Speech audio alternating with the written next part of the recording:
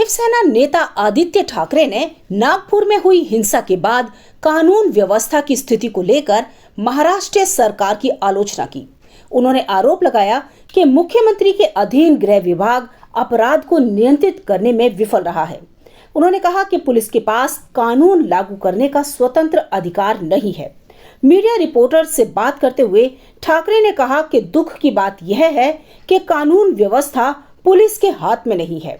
अगर कानून व्यवस्था पुलिस के हाथ में होती तो पिछले 2-3 सालों से आप जो देख रहे हैं अनगिनत बलात्कार आदि वे नहीं होते, लेकिन गृह विभाग जो मुख्यमंत्री के पास है विफल रहा है।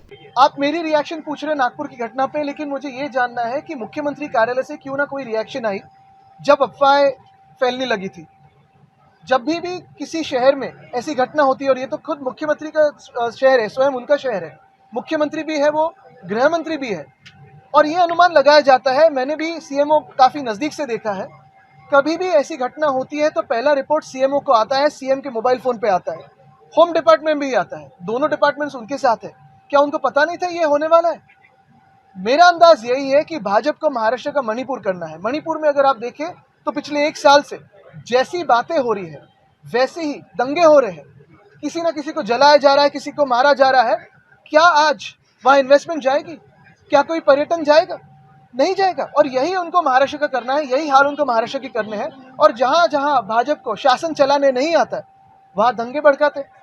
इसी तरह से विधायक भास्कर जाधव ने भी नागपुर में हुई हिंसा की निंदा की और कहा कि सरकार को अपराधियों के खिलाफ सख्त कार्रवाई करनी चाहिए।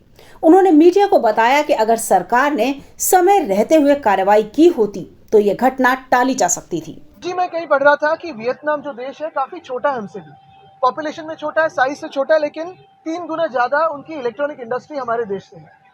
हमारा देश शक्तिशाली समझते हैं, लेकिन आज जो भाजपा करना चाहती है इसी शक्ति को तोड़ना चाहती है।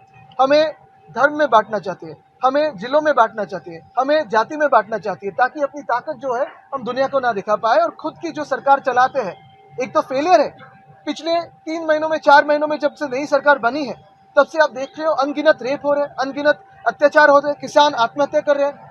केंद्र की सरकार जो शासन चला रही है, शायद आपको पता है नहीं पता है, आप ही के माध्यम से मैं जानता हूं कि सेंसेक्स गिरते जा रहा है, निफ्टी पिछले 28 सालों में सबसे ज्यादा गिरा है तो अभी गिरा है। और ये सारी खबरों को छुपाने के लिए कबर की बात हो रही है।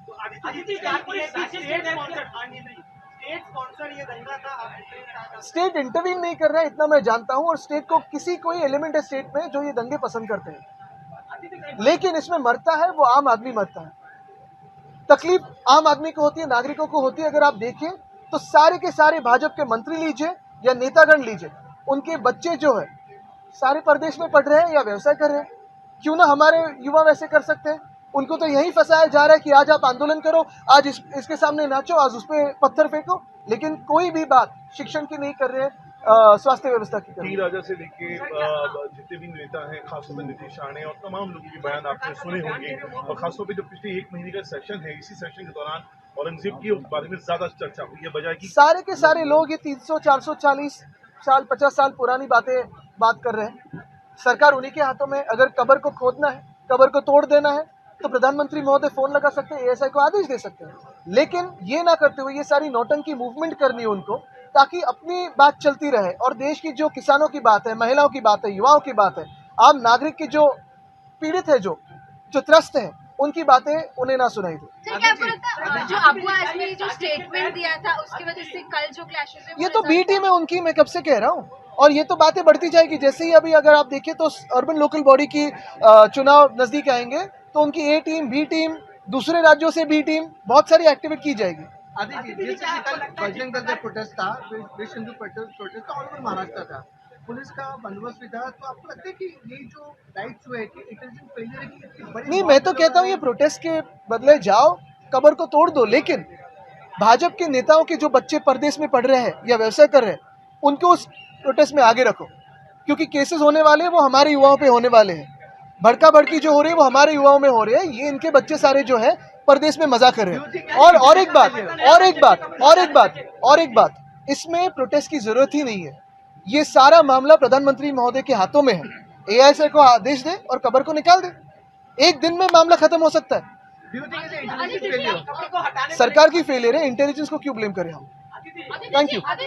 आदित्य जी मराठी मध्ये तमाम बड़ी खबरों के लिए बने रहिए किन्नी टाइम्स के साथ। वीडियो को लाइक करें, चैनल को सब्सक्राइब करना ना भूलें।